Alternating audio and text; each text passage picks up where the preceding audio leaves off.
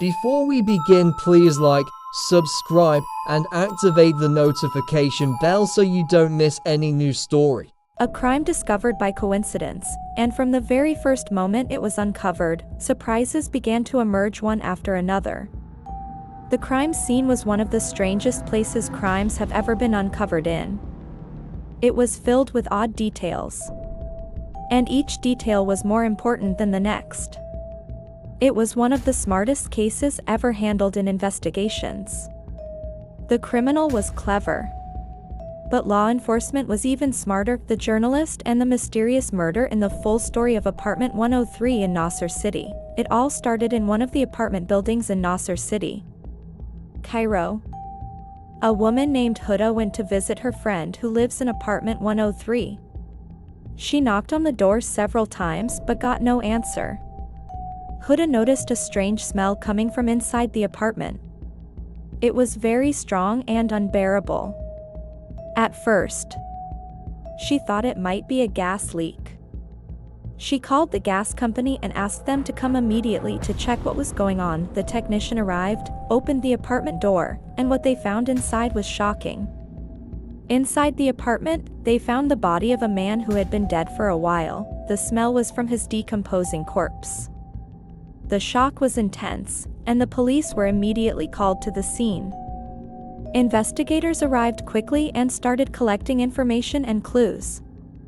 The man's ID revealed his name, Mustafa, a 39-year-old journalist working at a local newspaper. Neighbors were questioned, and they gave the same answers. They had barely seen Mustafa, and the apartment seemed quiet all the time.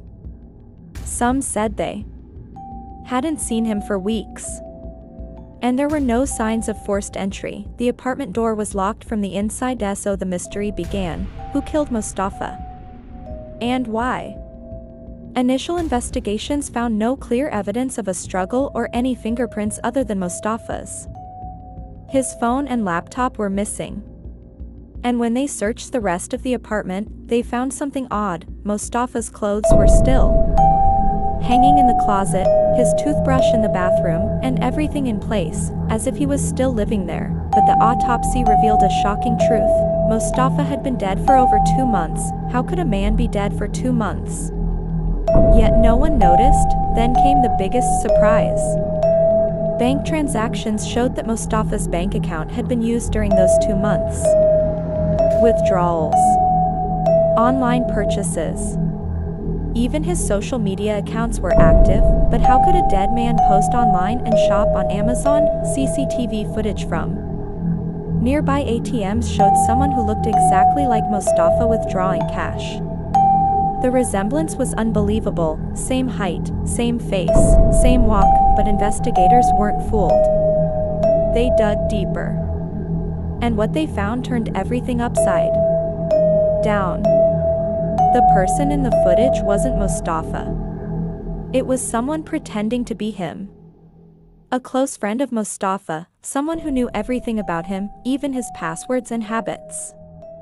The fake identity, the online activity, the withdrawals, all part of a carefully crafted plan. He had killed Mustafa, then assumed his identity to access his money and live his life. The crime was finally uncovered thanks to one smell and a small detail in the ATM footage that gave the imposter away: a tattoo on his wrist. Mustafa didn't have one, but the killer did. The investigation came to an end, and justice was served. All of it started with a visit, a strange smell, and a locked door. And finally, please like, subscribe, and turn on the notification bell so you don't miss any new story.